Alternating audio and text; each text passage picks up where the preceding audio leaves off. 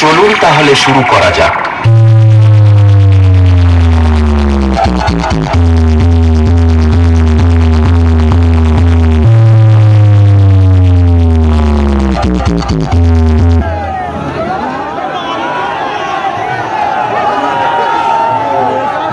Box থেকে একটু সময় পিছিয়ে দাঁড়ান, আমাদের খামোশটা উড়ানো হবে, তারপর র্যালি শুরু করা হবে।